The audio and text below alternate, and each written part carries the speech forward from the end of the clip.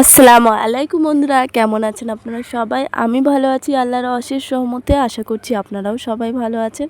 আপনাদের সবার সুস্বাস্থ্য কামনা করে আজকের ব্লগটা শুরু করছি।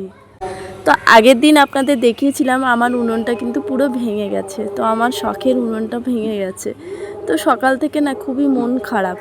আর আমার তো দুদিন ধরে খুবই শরীর খারাপ, জ্বর, আর আমার ভয়েস শুনে বুঝতে পারছেন যে গলার অবস্থাও খারাপ, শরীরটা খুবই খারাপ। যাই হোক, তো এখন এই উনুন দেখে না ভাবছি যে এই শখের উনুনটা আমার কিভাবে সারবো, তাই না?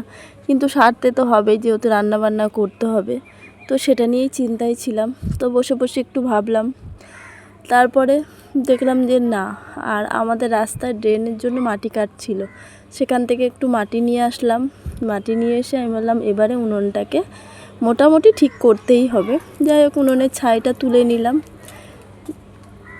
তারপর বাবাই উঠে পড়েছিল, বাবাইকে একটু মুড়ি দিয়ে গুড় দিয়ে পানি দিয়ে ভিজিয়ে দিলাম। যেহেতু চিনিটা এখন ওকে দিচ্ছি না, চিনিটা একটু ক্ষতিকর শুনতে পাচ্ছি চারিদিকে, তো তার জন্য ওকে গুড় দিয়ে মুড়ি দিয়ে পানি দিয়ে ভিজিয়ে দিলাম। তারপর বাবাই যেহেতু উঠে পড়েছিল আর আপনাদের দাদাভাইও উঠে পড়েছিল, তো বিছানাটাও সুন্দর করে গুছিয়ে নিলাম। তো এখন বাবাইকে পড়তে বসিয়ে দেব। আর সকালবেলাটা না আমি ওকে একদম সময় দিতে পারি না, কারণ ওকে আমি বসিয়ে দিই আর যেটা বলি মুখস্থ করতেও সেটাই করে, এর বেশি কিন্তু কিছুই হয় না।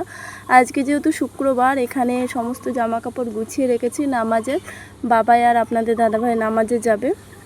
তারপর আমি এখানে ব্রাশ করে চিয়া সিড গোলা ছিল, সেই চিয়া সিডটা এখানে খেয়ে নিচ্ছি। আর কি রান্না করব না করব সেই সব চিন্তাভাবনাই মাথার মধ্যে ঘুরছিল। তো সকালবেলা সমস্ত কাজকাম হয়ে গেছে আর কি। আর এখন যাচ্ছি দোকানে। তো সকালের টিফিন এখনো কিছু করিনি, দেখা যাক কী করা যায়। কদিন ধরে বলছিলাম যে শরীরটা খারাপ, জ্বর, আবার না একটু কাজ করলে কষ্ট হচ্ছে, হাঁপ লেগে যাচ্ছে। তো তার জন্য ব্লাড টেস্টটা আপনাদের দাদাভাই বললো যে ব্লাড টেস্টটা করিয়ে নেওয়ার জন্য। তো ব্লাড নিতে এসেছিলো, আর আমার কাজকাম সকালের হয়ে গেছিলো, তারপরেই এসেছিলো। তাও কোনো সমস্যা হয়নি। ব্লাড নিয়ে গেল, এখন রিপোর্টে কি বেরোয় সেটাই দেখার। যেহেতু এটা কোলেস্ট্রল টেস্ট হবে, তো জানি না কোলেস্ট্রল কতটা কি হবে না হবে, রিপোর্ট না আসা পর্যন্ত আর জানা যাচ্ছে না। তো আজকে রান্না করব হচ্ছে, সকালবেলা আপনাদের দাদাভাই কাতলা মাছ নিয়েছে, আর কালকের একটু তরকারি আছে, আর লাউ আছে।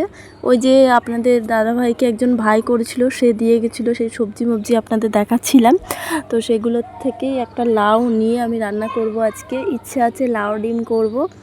আর দিদি বলছিল কয়েকদিন ধরে ডাঁটা নিতে, পুঁই শাকের ডাঁটা, তো সেই ডাঁটাগুলোও কাটবো, কেটে ডাঁটা দিয়ে কাতলা মাছের একটা ঝোল করব। আর কালকের একটু তরকারি বেঁচে গেছে, সেগুলো আছে। তো এই দিয়েই আর কি হয়ে যাবে দুপুরের খাবার।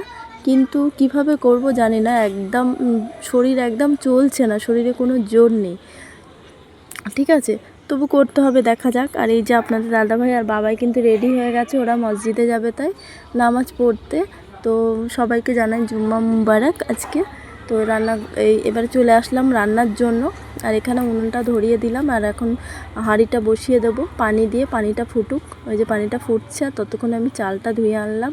আর এদিকে আমার ভাত কিন্তু প্রায় হয়ে গেছে। আর এখন সবজিগুলো আমি একে একে বেছে নেব। আর এই যে লাউটা বেছে নিয়ে আমি কিন্তু লাউ ডিমটাও বসিয়ে দিয়েছি। আর যেহেতু একদম কচি লাউ ছিল জানেন তো, লাউটা তাড়াতাড়ি গলে গেছে, আমাকে বেশি সময় দিতে লাগেনি, লাউটা তাড়াতাড়ি গলে গেছে।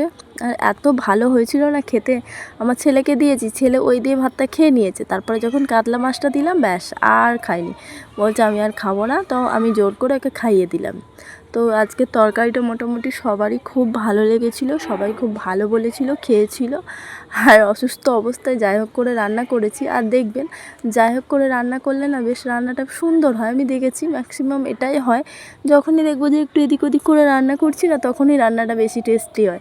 আর যখন একটু প্রস্তুতি নিয়ে সুন্দর করে সাজিয়ে গুছিয়ে রান্না করবো না, তখনই রান্নাটা গন্ডগোল হয়ে যায়। যাই হোক, এই যে পুঁই শাকের ডাঁটা কেটে নিচ্ছিলাম একটু, আর কত সুন্দর পুঁই শাকের ডাঁটা হয়েছে দেখেছেন। তো এই ডাঁটাগুলো দিয়ে ওই কাতলা মাছের ঝোল বানাবো। আর কাতলা মাছটা নিয়েছে বেশ বড় সাইজের, দেখতে পাচ্ছেন কত বড় কাতলা মাছ। তো এই কাতলা মাছটা অর্ধেক কাটবো, কেটে অর্ধেকটা রেখে দেবো। আর কালকে করব বেশ টমেটো ধনেপাতা দিয়ে ঝোল করব, ভালো লাগবে। আর অর্ধেকটা আমি আজকে করব আর রান্না করে দেবো ডাঁটা দিয়ে আলু দিয়ে ঝোল। তো কালারটা দেখতে পেয়েছেন কত সুন্দর কালারটা এসেছিলো তরকারি। তো এখানে আব্বা, আপনাদের দাদাভাই, বাবাই তিনজনাই খেয়ে নিচ্ছে। তো আজকের মতো এই পর্যন্ত। আসসালামু আলাইকুম।